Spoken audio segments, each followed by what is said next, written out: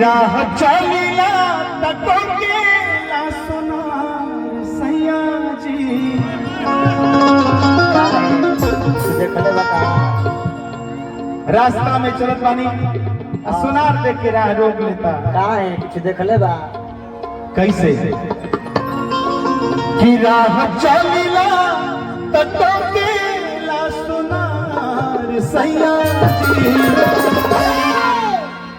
कि काहे नथिया गढ़वला उधार सैया जी। काहे नथिया गढ़वला उधार सैया जी। काहे नथिया गढ़वला उधार सैया जी। राह चलिला तको के आसमान सैया जी। राह चलिला राह चलिला तको के आसमान सैया जी। काहे नथिया गढ़वला उधार सैया जी। काहे नथिया गढ़वला उधार सैया जी।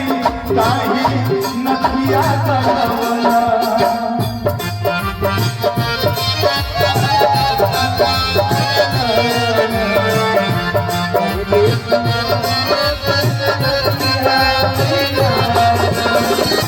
लड़की कहतिया उ मेरा रू कहतिया उनकर जौन पति जी कैले बारा ओ सहूर को कहतिया। का कहतिया चली चाहे रहिया चली चाहे गली। चली चाहे रहिया चली चाहे गली। कि कहला कि हे नया हे नया गली।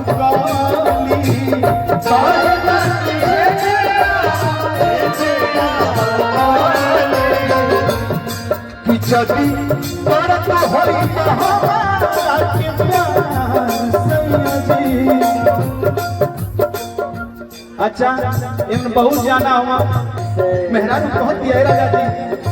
हम उधार कहना बढ़ावे थोड़ा माने एक काम करो कि जदी करत होई हमारा के प्यार सैया जी।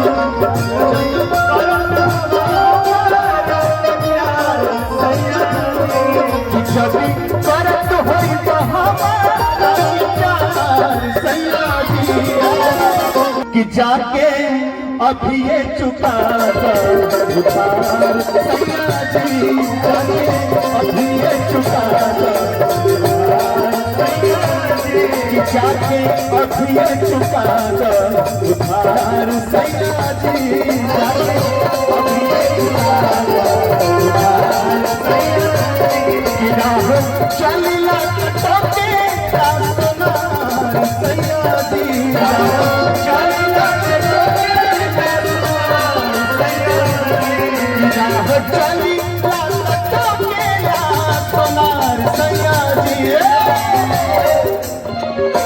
काहे नथिया गढ़वला उधार सैया जी। नथिया गढ़वला उधार सैया जी। काहे नथिया गढ़वला।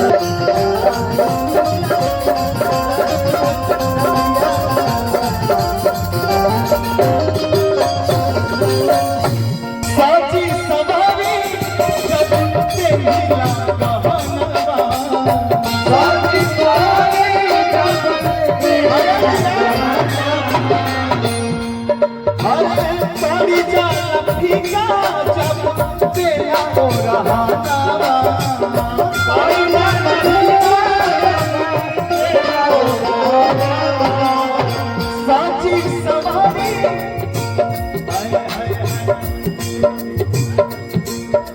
जितेंद्र भैया की तरफ से प्यार आशीर्वाद। कि साची सवारी जब तेरा गहनवा। साची सवारी जब तेरा गहनवा। कि पड़ी जाला फीका जब तेरा हो रहा नावा। पड़ी जाला फीका जब तेरा हो रहा नावा। कि गइल मुश्किल भइल बाबा जान राजा जी गइल मुश्किल भइल बाबा जान राजा जी काहे नथिया गढ़वला उधार सैया जी काहे नथिया गढ़वला सैया जी काहे नथिया गढ़वला चलिया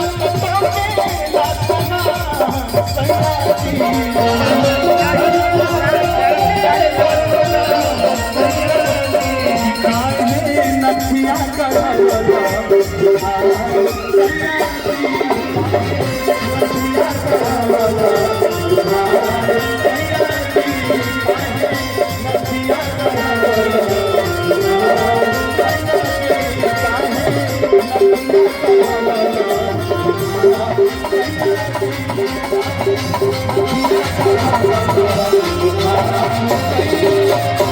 कि काहे कि नथिया गढ़वला कि उधार सैया